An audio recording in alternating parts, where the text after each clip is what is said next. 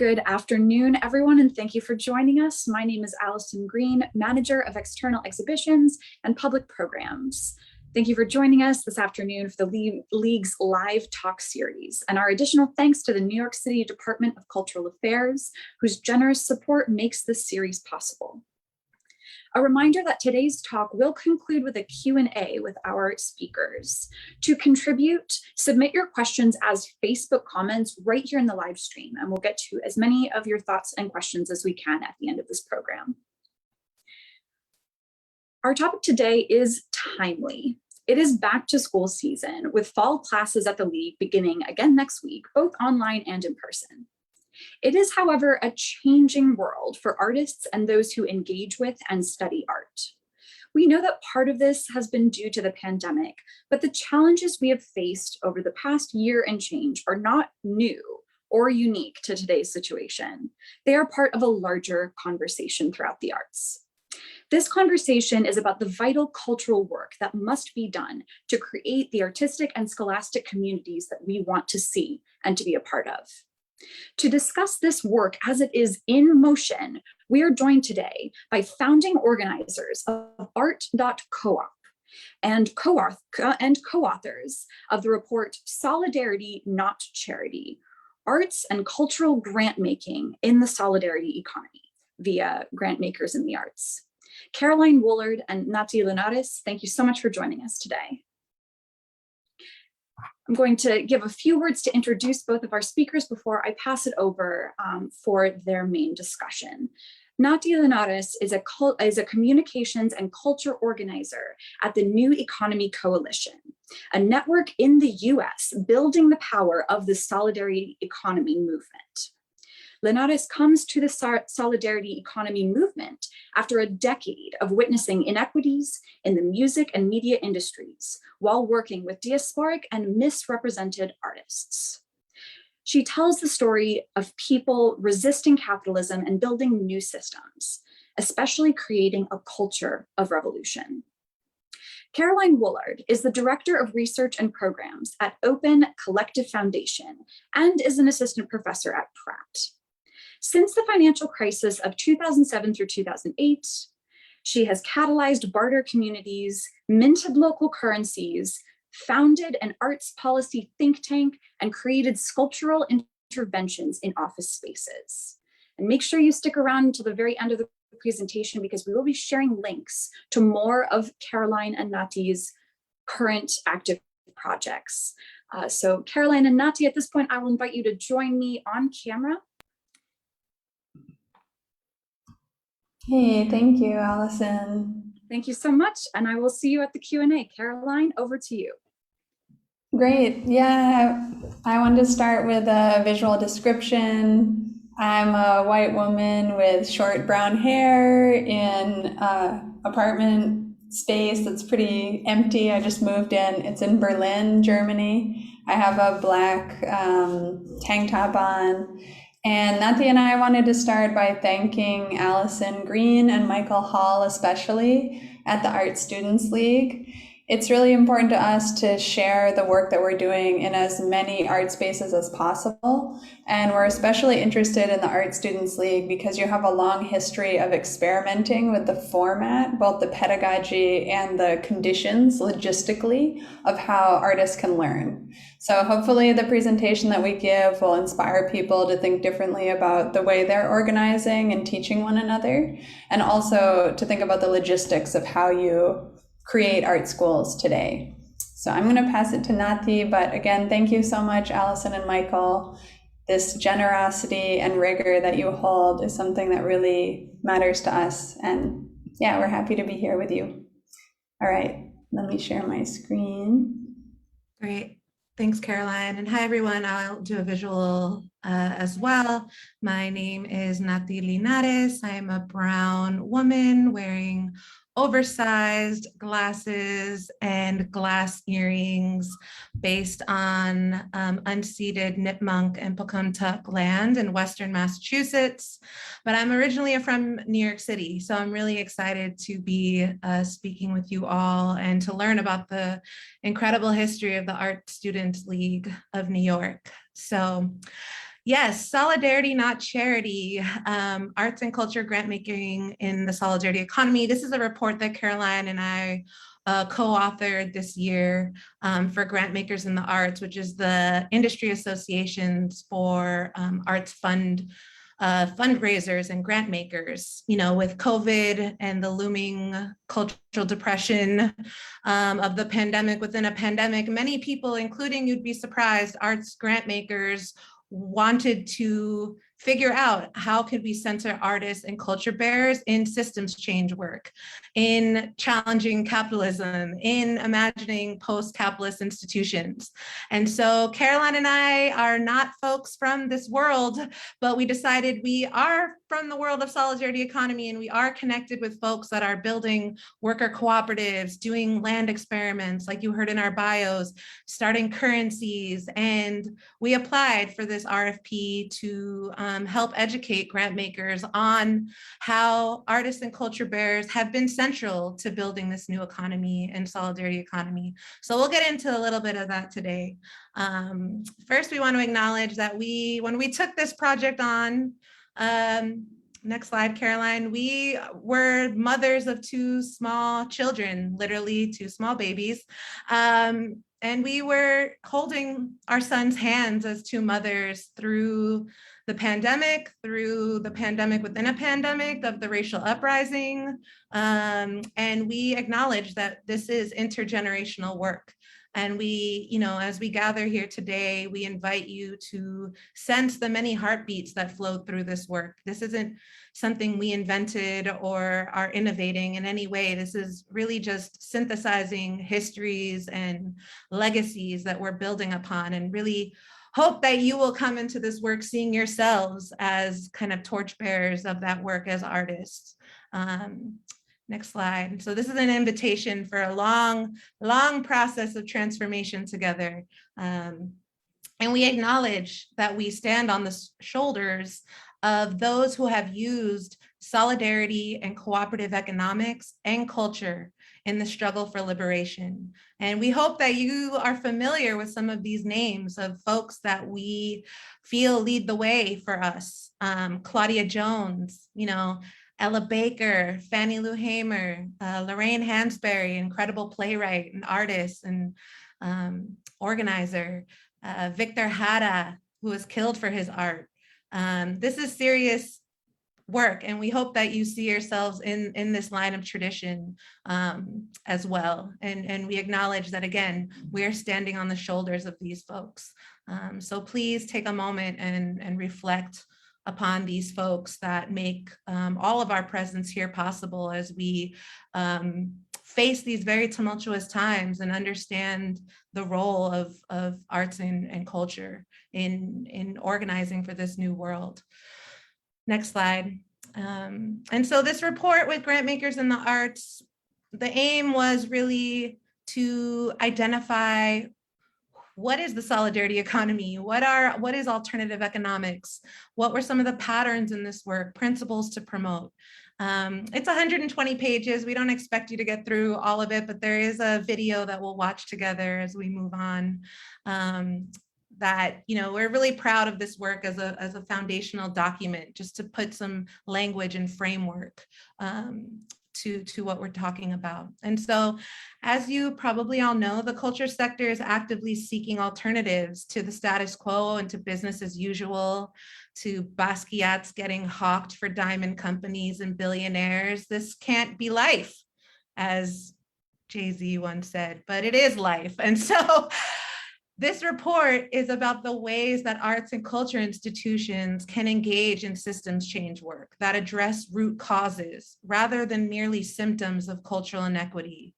Art institutions and grant makers can play a role in the transformation of this sector by following the lead of Black, Indigenous, and working class people of color creatives who are innovating models for self-determination and community wealth. A lot of those names that I've named earlier, and names that maybe you haven't heard of that are doing this work right now. This work is part of an emergent movement in the United States known globally as the solidarity economy, which we'll get into. You might have heard other words for this stuff, but Here we are. We spoke to about 70, 80 plus folks, grant makers, economists, organizers, artist organizers, artists that are forming unions. I don't know if you all have heard of the Union for Musicians and Allied Workers, who've been pushing and resisting against Spotify. We got to speak with them. We got to speak with folks that are organizing artists around community land trusts and affordable housing. Really an incredible group. Definitely dig into these folks. If you are getting hopeless in your art studies, you can look back on this report and see that there are people working on this stuff right now that you can get inspired by. And I encourage you to look into their projects. So why culture and economic justice was central to our question. Continue, yeah. No one knows what arts and culture will look like after the pandemic. I'm sure this is not new to you all, but I think it's important to stress. 63% of culture workers have become fully unemployed. A third of museums say they are likely to close forever. Black and Indigenous people have a COVID-19 death rate of double or more than the death rate of white folks in the US. And yet foundation giving in 2020 documented that only 5% of pandemic response dollars were intended for communities of color. Yeah, you read that right, 5%. And 0.05, so half of 1% of annual foundation giving directly supports women and girls of color, and less than half of 1% goes to Native Americans. So this is kind of the context and the backdrop with which we were speaking to these arts funders in this moment in time when folks really wanted to think about systems change for real. And this was kind of the central thesis of the report is what would a cultural economy and art schools like the Arts League be like if the economy loved Black and Indigenous folks? Which was a question that one of our interviewees kind of inspired in us, Jessica Norwood, who's doing a lot of work around non-extractive finance in Black and Brown communities. So what would the cultural economy and art schools be like if the economy loved Black and Indigenous people? That's not just a question, like I really want you to think about that. And so we're gonna do a little pop quiz. I'm not sure if folks can chat, but at least we'll go through it. What do these organizations and movements have in common? So the oldest Native co-op, the first democratically managed investment fund, the oldest non-extractive venture capital firm, an org that gives 35,000 freelancers pensions, and Black Lives Matter. I don't think we have a chat in this, right? So maybe folks are like screaming out and no, because usually I give prizes and they're good prizes. So if what do you think these organizations and movements have? Okay, boom, yes, let's go. They were all co-founded by artists and culture bearers. Yay. So a lot of this report was about unearthing these histories and kind of making these things that have been invisible more visible, right? So the oldest Native cooperative in Native America is called the Qualla Arts and Crafts Mutual, which is in Cherokee land in so-called Western North Carolina. It's actually an artisan and art co-op. I love that. The Boston Ujima Project is the first democratic investment fund that truly involves and organizes arts and culture bearers at the center of its project. The Working World is the oldest non-extractive venture capitalist firm that they're called the Seed Common. So they're helping do a lot of finance work around funding cooperatives in this country. And they started out as a film. I think Naomi Klein and Avi Lewis did a film about them, about how workers were taking over their factories in Argentina. And so they love to tell us how they were actually really kicked off because of arts and culture and filmmaking. Smart.coop is a freelancers cooperative for artists in Belgium, I believe, that has 35,000 members, and they're actually coming to the United States. It's called Gilded, which we can, this is all in the report, but a lot of exciting things happening on the freelancer front. And then, as I'm sure folks know, Patrisse Cullors, who's an artist, founded Black Lives Matter. So central to this report and our project is reminding people that artists are building the future now and have been integral in these movements for cooperative solidarity economies. Maybe they don't identify with that framework or language, but they are central in that work. So, our central statement is that we believe that the solidarity economy needs artists and artists need a solidarity economy. And maybe some of you have never heard that term before. So I'm going to kind of walk you through what is the solidarity economy. According to Dr. Stacy Sutton, an amazing academic out of University of Chicago, it's not a new movement. It has historical roots in Latin America, but in the United States, it builds off of the legacy of the Black liberation movement. So movements for, permanently affordable land via community land trusts were started out of the civil rights movement. You start to learn as you get into this work of the legacy of mutual aid associations during Reconstruction after slavery that were led by Black folks. You start to learn about the history of worker-owned cooperatives and Black and brown and immigrant refugee communities in this country. This is not anything new. This is something that builds off of the legacy of movements. It's surprising that so many people don't know the history, that a lot of major civil rights leaders, for example, were involved in this sort of economic justice organizing. Next slide. So yes, this term is popularized in South America and Europe in the 80s. It is a global movement and economic development framework that weaves together many strategies that aim to put people and planet ahead of profits. These practices are as old as human civilization. In a lot of ways, your task as artists, we feel in this work, is to make that more obvious to people, more appealing to people, that we're really, in a sense, going back to the future. A lot of the mutual aid organizing you saw in the pandemic, or people taking care of one another. It can seem a little bit abstract and complex as a framework at first, especially as you'll see some of these graphs that we're going to share. But if you boil it down, I hope that what you will take away from today and solidarity economy is that we're really just trying to go back to go to the future. And one of our interviewees has a beautiful quote that I love. A lot of these ideas are ancient.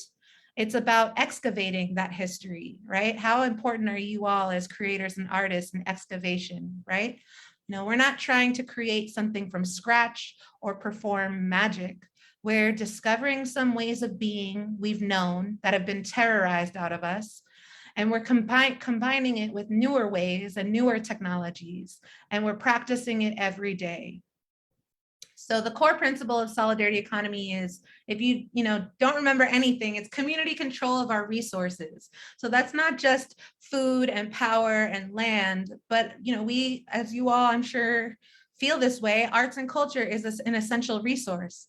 And so solidarity economy in the arts is about community control over our arts and culture as well. And it's rooted in participatory democracy, solidarity, respect for the earth, cooperation. We'll put some links in the resources for you all if this is the first time you're hearing about solidarity economy and you want to learn more. And these are some examples of solidarity economy across the economy. So if you go to arts and culture, things like rights of nature, community-owned sports clubs. Maybe you all didn't know that the Green Bay Packers in Wisconsin are community-owned. Yep. Artist and freelancer cooperatives. But solidarity economy is, represented across all sectors of the economy. And obviously has everything to do with artists and culture bearers, you all as workers and people that need food and housing to survive. And you may never have heard of this term because we feel that it goes by a lot of different names. So maybe you've heard of democratic socialism or dual power, or what Martin Luther King Jr. used to call our beloved community, or what the climate justice movement calls just transition, or the commons, or even local community economic development. I kind of like to think of these as cousins. They share a lot of the same DNA. It's about who owns and who controls, the community control of our resources. But internationally, what we aim to do with this report was really align around a global framework, which is solidarity economy, which is very underdeveloped in the US, but extremely much more developed in other parts of the world. And so I think it's important to share this with you all, that you might be familiar with some of these other terms. There's a great meme of the Spider-Man pointing at each other where we put each of these names on, because there are some important distinctions and disagreements and debates that happen, but just wanted to share that. And in the report, we kind of put this, I told you there will be some graphs that might be overwhelming. We put arts and culture creation, production in the context of solidarity economy here. The creation part is community land trust. You can dive deeper into the report and get a sense of the framework and how it relates to arts and culture.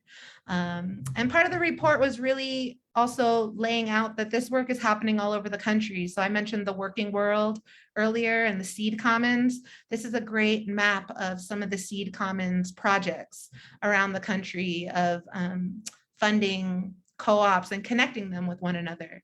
And so artists and culture bearers who have been most harmed by our current systems of neoliberal governance and racial capitalism are practicing self-determination and community wealth. I love to point out, if you look at the bottom, Cooperation New Orleans, one really inspiring example that awoken me to this movement was a worker cooperative called Rhythm Conspiracy that formed after Hurricane Katrina. And we're sending our love to New Orleans and Louisiana and Mississippi right now with the Hurricane Ida. But this example after Katrina of artists who came together were like, we need to actually cooperate to get our business back on the ground. And so they offer instrument rentals, they offer education.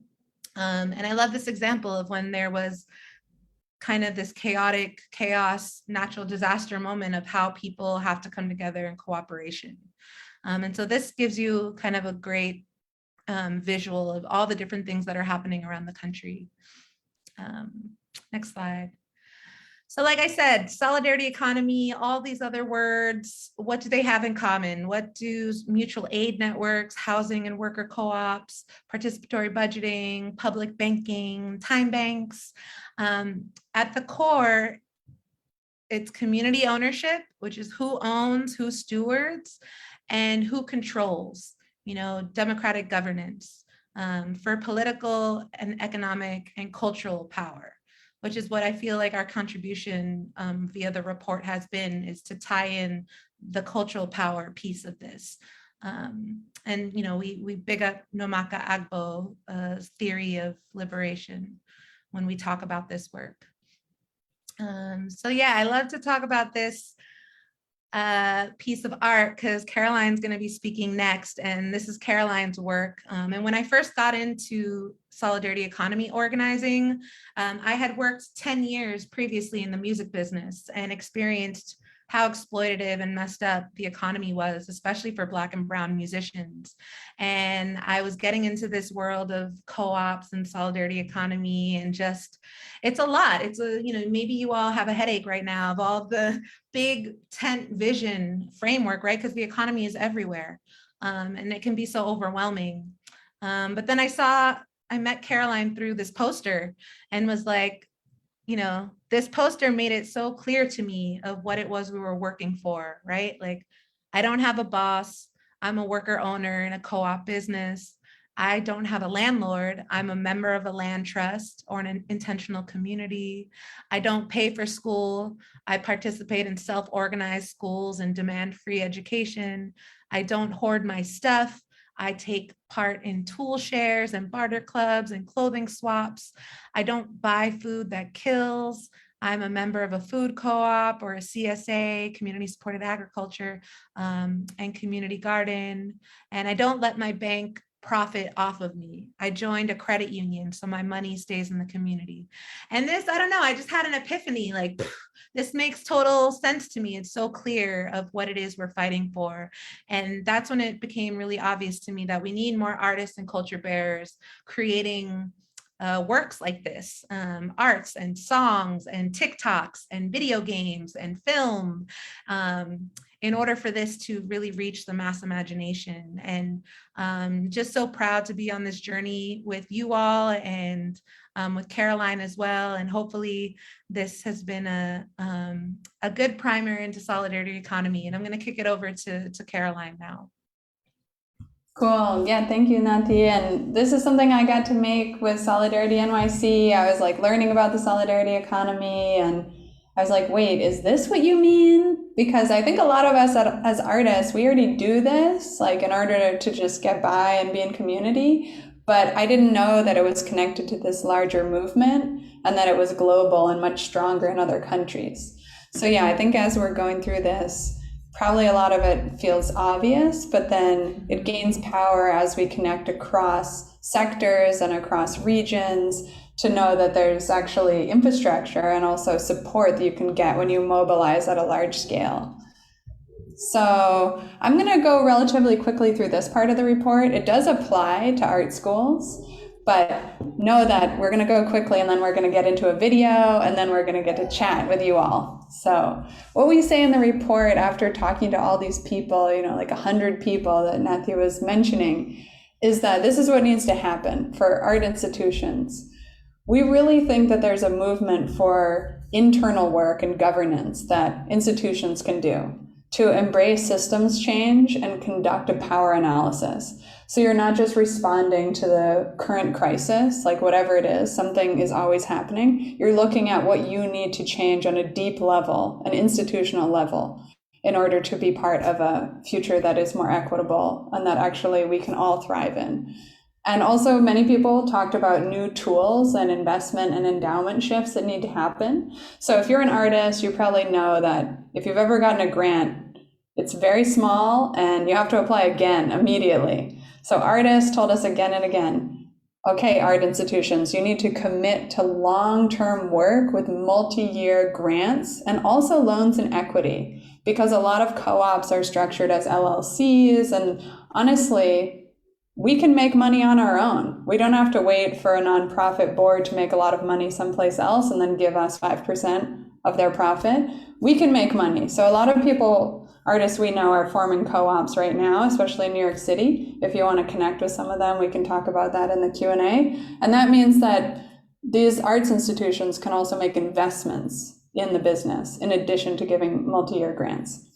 We also heard about the systems change approach to really think about long-term collaboration, leadership development, and study groups, which we'll get into. So Nati and I actually have just launched a study group for people to build relationships with each other. And the last one is policy advocacy. So it's important that we think about the long-term support for solidarity economy infrastructure, which often requires policy. So I'll go quickly through this. If you're like, I didn't want to become an urban planner, like a civics major, I'm just trying to make some drawings. Don't worry, we're getting there. So we had all these 90 people get in a Google Doc together and make a checklist, like what would you tell your president or CEO of your art institution to do tomorrow? And we came up with this list that we put on our website.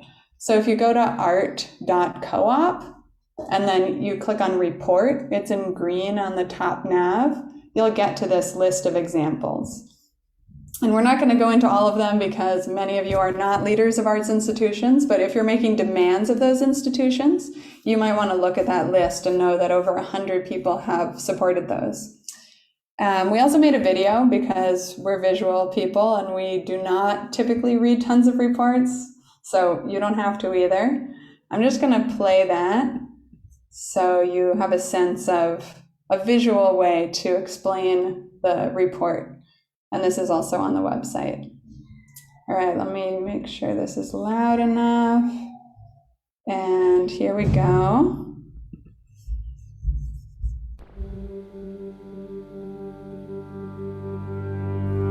What would a cultural economy be like if it loved Black and Indigenous people? All around the country, the people who have been most harmed by our current systems are practicing self-determination and community wealth. The movement for permanently affordable space in Oakland places culture at the center of the work. The first democratically managed investment fund in the country, making non-extractive loans to community members, says cultural workers are economy builders. Culture bearers lead the oldest native co-op in the country. Artists started the oldest non-extractive venture capital firm in the US, a co-op giving 35,000 freelancers the benefit of full-time employment was founded by artists. Black Lives Matter was co-founded by an artist. This work is not new. Creatives are going back to the future, to practices of shared livelihoods rooted in cultural traditions. Why should culture and economic innovation go together? Because right now, we have a superstar system where the winners take all and the rest are left with crumbs. Because just like art, housing and dignified work are human rights. Artists are the original gig workers. Culture making and political organizing go hand in hand.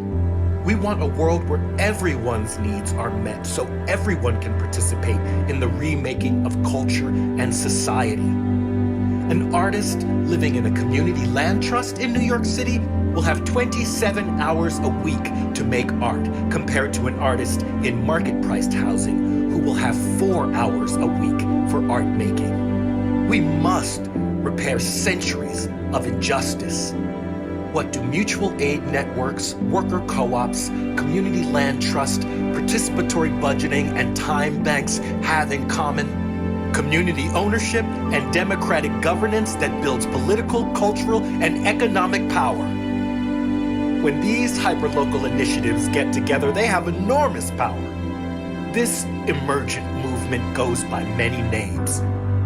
But internationally, it's known as the social and solidarity economy, or solidarity economy for short. It provides resilience against crisis and has lasting impact when supported as a holistic system. To support this work, you can educate yourself, join existing organizing work, and advocate for economic justice. Organize a book club in your community.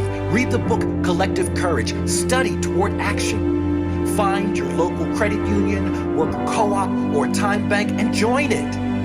Make media about this work, songs, posters, memes, and stories.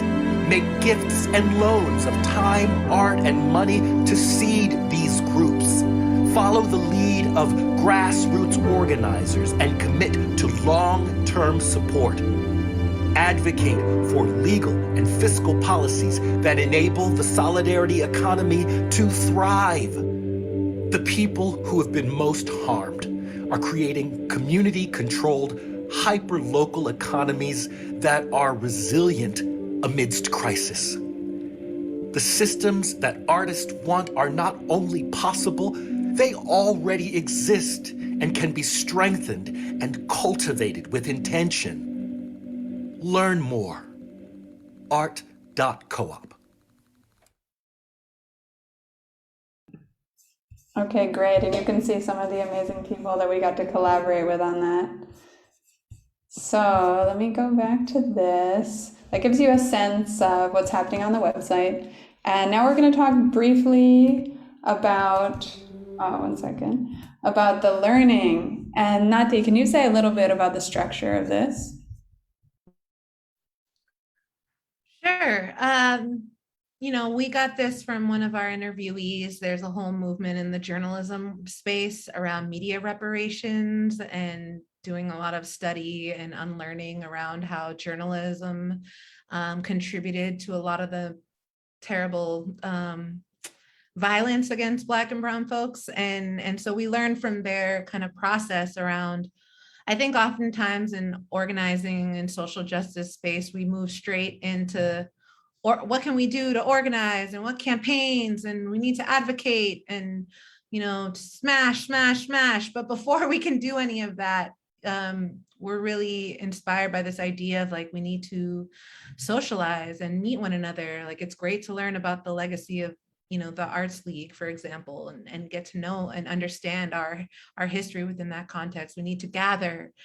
We need to be able to have trust with one another and move at that trust before we can actually dream and create together. And so we see a lot of this work as, this work is very young in the US. It is very small. But there are some also incredible examples of it. And so we see this as part of a lot of the deeper work ahead of priming the soil for root cause systems change. And I think especially being two moms is something that is a pleasant reminder that I maybe wouldn't have had that patience if I was in my early 20s. But it really is important, I think, to remember that we have to do that important socialization and dreaming before we can start smashing. And so part of that is keeping the energy of this report is to try to gather folks that we interviewed and folks that uploaded their examples on our website. We have a directory where if you have a co-op or you're doing some kind of land work or time bank or whatever, you can upload your example onto the website so that we can start to map and see one another. So we invited those folks we interviewed, grant makers, artist organizers, into this kind of study into action pilot, which is starting this Friday. So there'll be a public hour, a public talk. And then we'll have a second hour where we're kind of struggling with each other, with facilitators, to figure out where do we go next? Where do we go in this moment next? And so, yeah, this week will be the way it works with the violist, artist, organizer, Clara Takarabe, who we met through an amazing study group called Anti-Capitalism for Artists. She'll be talking on Friday. Then we'll go into kind of the history of solidarity economy with an economist, popular economist. And then we'll go into kind of land work. What are examples of different ways that artists are organizing around land and also legal structures. Then we'll kind of go into folks that are organizing within the realm of grant making and fundraising, and how do we actually redistribute money into these projects. And then we'll end up with the folks from Boston Ujima Project, kind of like a freestyle making series, like what kind of art and things can we make based on what we've learned. So this is a very, very small pilot example of what we need. We need so much more, but this is where we are at right now. And where we're at is we're getting together with incredible facilitators. All of these folks are part of the facilitation team. And then not all of these folks knew each other, but like should have. And so as you're going through your art school education, I hope that you will approach each other with that kind of vulnerability and intention of building and gathering and dreaming and challenging one another. So these are all organizers or facilitators within the world of cooperatives or solidarity economy. And, they didn't even really know each other. So if anything of this project, it's a good thing that these folks will be in community with one another. We get to be in community with them. And yeah, this is just an experiment. We're going to try to become socially and financially self-determined. So our budget is going to be totally transparent and online via the open collectives, which Caroline is a part of and can tell you more about if you want to learn more. They do a lot of the back end finance for mutual aid foundation, mutual aid organizations, folks that need support collecting money. Caroline can tell you more about it. And yeah, our goal is to connect folks across silos, right? Because coming into this report, I was, I didn't understand the world of grant making and philanthropy. I might have just been like, smash, smash, smash. Like grant makers have nothing to do with what we're trying to do here and build these movements. But then what I learned was that there are grant makers within their world who are organizing to push foundations and really redistribute money in a real way. You know, same in the world of art schools. Like, I didn't know art school like Arts League existed for over 100 years and did all the work that you all do, you know. So it's about connecting across these silos and histories. And yeah, you know, we're hoping to keep building this in the future years to come. So please come check out our Instagram _Art.coop, engage with us, challenge us, dialogue with us. We want to hear from you. This is a slide we added recently of how arts institutions can support artists. Where I work at the New Economy Coalition, we're ramping up our artists and culture organizing. It still has a long, long way to go, but connect with our work. We put out a newsletter. If you're really intrigued about solidarity economy, you want to know what's going on around the country, we put out a newsletter every 2 weeks that kind of synthesizes what our members are up to and what are the different efforts and news that are happening. Inform yourself. We have a pretty popping Instagram as well, New Economy Coalition, that people seem to like, where we're trying to visibilize this stuff. And we want to work with more artists to propagandize this in positive ways. You know, check out this directory that we're building at Art.coop. We've compiled. We're doing some just like funder organizing for some of these projects so that folks can get the funding they need to make these dreams real. Yeah, join popular education programs, residencies within solidarity economy organizations. These are all things that are in the works. Again, work is still very young. So it's not going to be solved in the next week, in the next 6 weeks, in the next 6 months, but we have to all start somewhere. You all can check out, there's an amazing project called Creative Wildfire. That's a project with the New Economy Coalition and the Climate Justice Alliance, which is a really powerful climate justice network.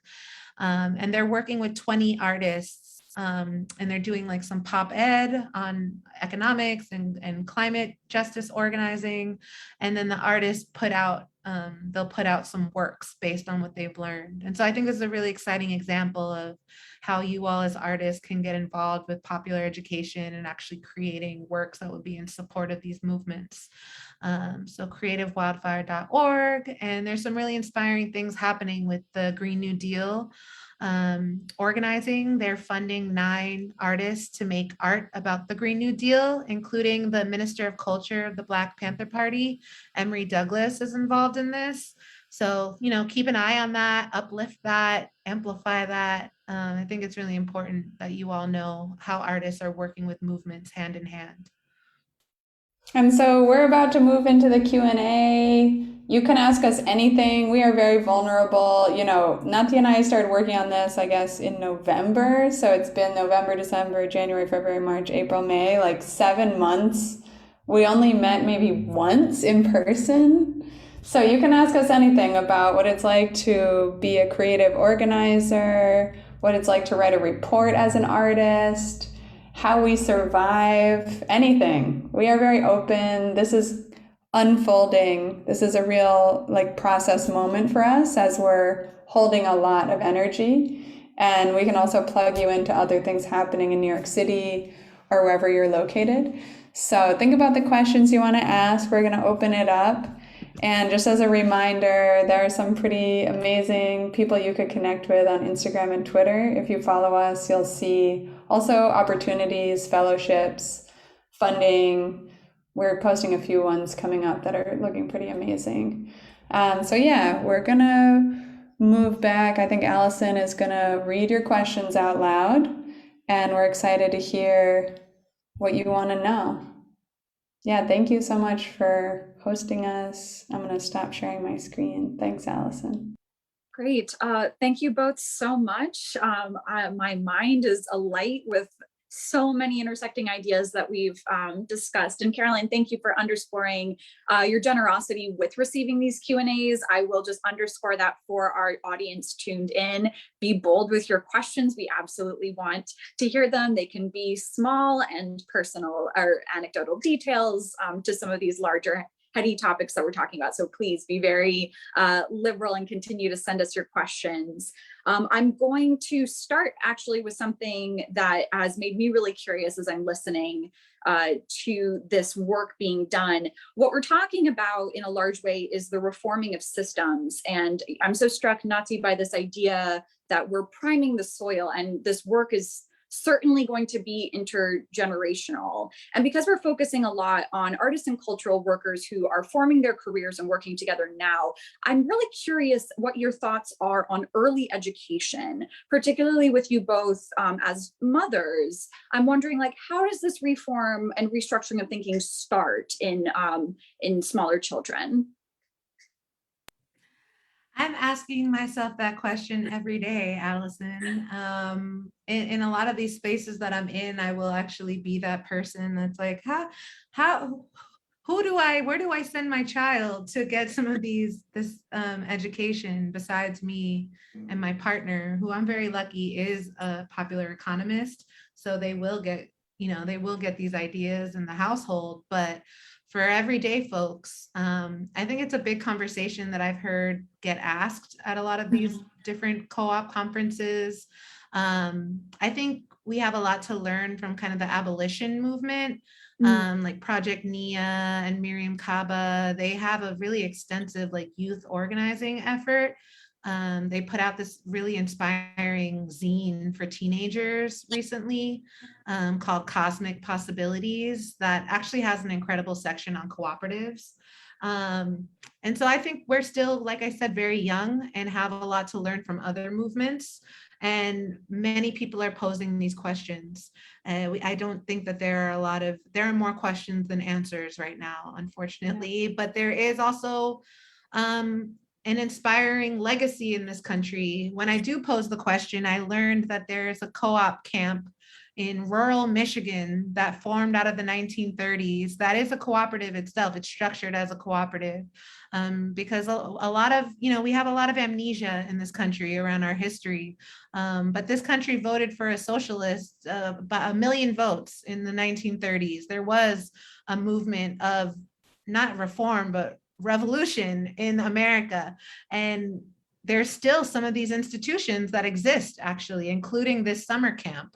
And so I've been learning about a few of these examples of summer camps that have for children starting age 6, 7.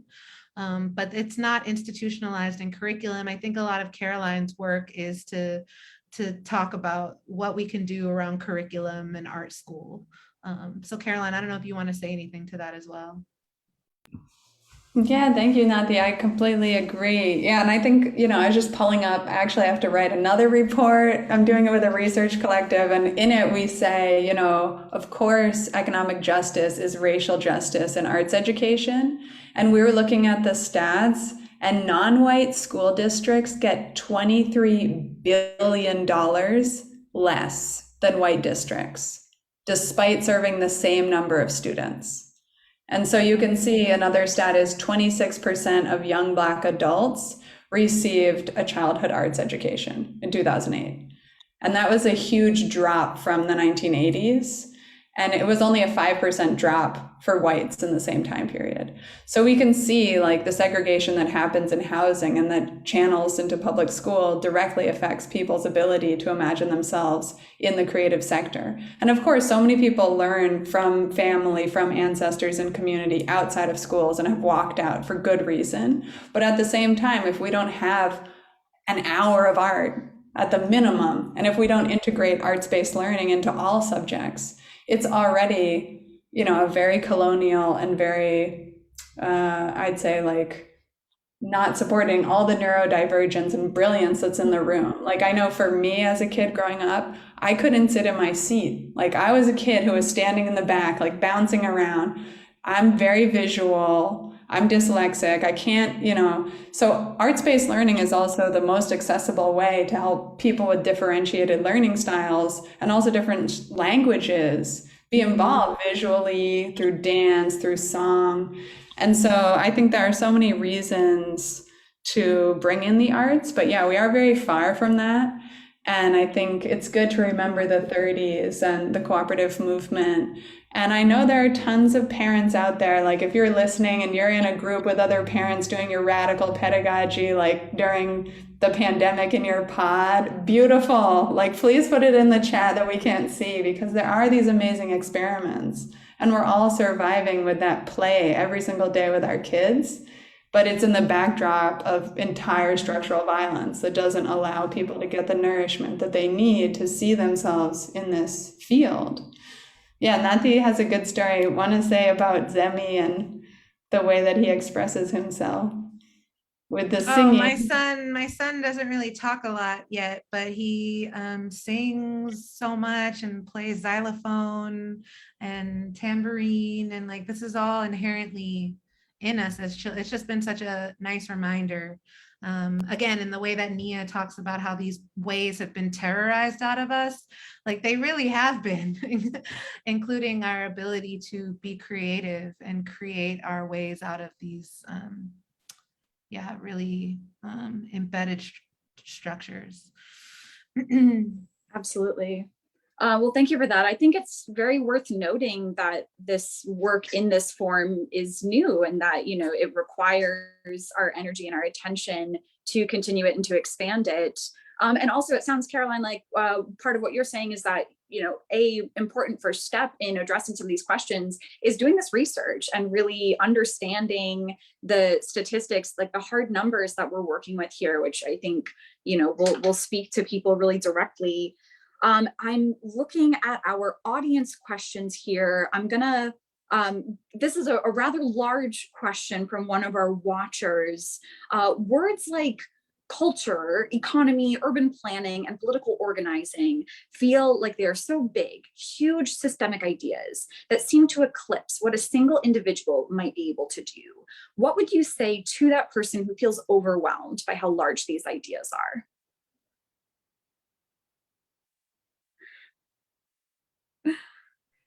I feel like you should start, Caroline, and I'll probably riff off of It is so big, you know. I think one of the ways to begin is like, think about where you live or where you work. I think that's often how people get into this. Or maybe if you're involved in a mutual aid network right now, like, how did you make decisions to care for yourself and other people over the last year? And what guided you in that? And how did you survive? Probably you were practicing solidarity economy principles. And it can seem like this huge thing, but on a basic level, it's like, what if we could actually like our jobs? What if our jobs cared about us?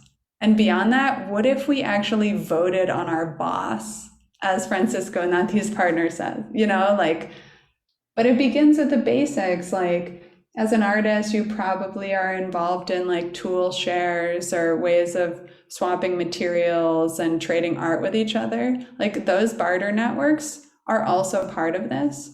And you can connect up with other people doing things like trading their time, supporting each other, and talk. Like, if you want to email us after, just now we have an email that's study@art.coop. You can email us and we'll connect you with other people, because now people are on Zoom talking about like, what's the best way we can organize our tool share or our mutual aid group. So you can connect up at a bigger scale to other people to learn from each other.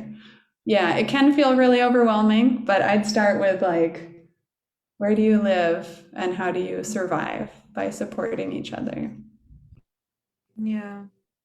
Yeah, there's a great graph of like the different circles that emanate from you. It's like the personal, the family, the community, the municipality, you know, and so I think like starting there. And I love this example of the Anti-Capitalism for Artists study group, was started by a young actor who was feeling, you know, probably the way this person is feeling, really overwhelmed of the pandemic moment, and literally just decided to put together a little curriculum for him and 8 of his friends. And that's what he could do in that moment. And, you know, I think less than a year later, you know, he got involved with people and then other people had ideas. And then it became a bigger thing. And then it became a conference. And now it's a community of 2,000 people in less than a year. So I would say get involved in a project with another person and like fight that isolation, which is so pervasive in our culture, I feel, of like, you have to be the winner, you have to be the loser, you need to be struggling alone. And it's like, no, I think when even this report with Caroline, I did something with someone else and it brought so much more out of me. And so I think that's a really great place to start, is just figuring out what is it that moves you and collaborating with, even if it's just one other person, and you'll see in the ways in which you'll be changed. Yeah. Well, thank you so much for that. I think that really speaks directly to our audience too, even though, this is a movement that we want to see on a really global scale. I mean, it begins with this hyper local thinking, and we at the Art Students League, we are already a self-building community. So those of you tuned in, let's get to collaborating, and let's start with each other and work from there. So we have just a few minutes remaining, and I'm going to end with an audience question very related to the one that was just asked. I'm going to paraphrase it slightly. Speaking of the work that we ourselves can do, we have a question about how there really seems to be a lack of political awareness en masse surrounding these ideas. So the work that we take on for ourselves, is a very important next step. But do you have any advice or insight on how we might also be kind of persuasive towards, people who are maybe a little bit more moderate in their thinking about these ideas? How can we start to pull in energy from outside of arts and culture work?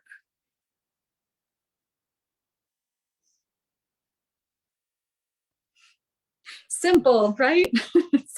Easy peasy. We have all the answers here. I struggle. I'll be honest. I'm from Staten Island, which is, the south of New York City, right? Trump land. I struggle with it. What I have done is just create spaces for arts and culture that were not as directly political. And I mean, they are political in the sense of the bands that get booked and the vendors that are there, but just creating a space for people to gather and to mingle and to kind of wallow in the beauty of the differences is something that has worked for me in my community. And, as someone that does communications also, like the New Economy Coalition's Instagram, it's just we're just trying to translate. We're just trying to constantly translate, trying to constantly not be frustrated if people don't hear it right away. Just know that it's gonna take a while, and it's about bringing in more young people, older folks. Just how do we bring in more folks through these digital spaces, through these physical spaces? I think that for me is my response. But I struggle, it's difficult. Yeah, also important to honor that, this work is a challenge, and we are already facing the challenge of our unique pandemic and post-pandemic situations. Caroline, do you have anything to add before we close it up? I think what Nati said is great. Yeah, I think if we lead with love, and somebody loves you, and you're an artist, so I think that's a way in. Like, out of care for you, they will be open to ideas that they might not otherwise be open to. And at some point you will demand their respect for what you love to do. And it might be a difficult conversation. But yeah, I want to mention that Friday we'll be having a very wild presentation, really getting into what artists demand and what we need, and why we should love ourselves and find community with each other. So if you all are free on Friday at noon Eastern, you can just go to Art.coop and it'll be live there, and you'll hear from Clara Takarabe about the problem, how the culture industry works, and what we want. Yeah, thank you so much, Allison and Michael. Thank you. Yes, thank you. And oh, sorry, Nati. Before we go right ahead. I know, I just wanted to say, I think oftentimes getting caught up in like trying to convince people, I mean, I think there's a role for that, you know, there's a role for that, but there's also so many more people that want to connect with you through these ideas that, you know, you can choose to do that work too, if the other work is too stressful and it's not in your kind of personality type to do that. I think there are many, many more people who are just who are apathetic, who are not going to actively challenge you with conservative ideas, that it's your responsibility to change their minds. I personally believe that there are many more people to just be awakening to these ideas. So thank you. Yeah, absolutely. Thank you. So to close up, thank you to our audience for tuning in, and thank you to our two speakers. We've been joined this afternoon by Carolyn Woolard and Nati Linares. Thank you both so much for your time. To learn more about the work being done by Art.coop, you can go right there. That's ART.COOP, Art.coop, to learn about the program taking place Friday, as well as the overarching work that's being done by Art.coop. We will be dropping a link to that in the Facebook comments, so please stick around for that. Additional links that you're going to look out for in this Facebook chat, we'll be sharing a link to neweconomy.net, and we'll be sharing the event page for this talk, and that one is going to be loaded up with additional links. So make sure you check that out. We'll have Caroline's recent publications on there, as well as links and additional active projects being done by both of our speakers. Please visit our website, artstudentsleague.org, and subscribe to our newsletter for announcements on our next live talks coming up for the fall season. Follow us on Instagram at ASLNYC, and for Art.coop, that was _art.coop. And once again, thank you for joining us. We wish you a great rest of your day. And as always, stay healthy. Thank you.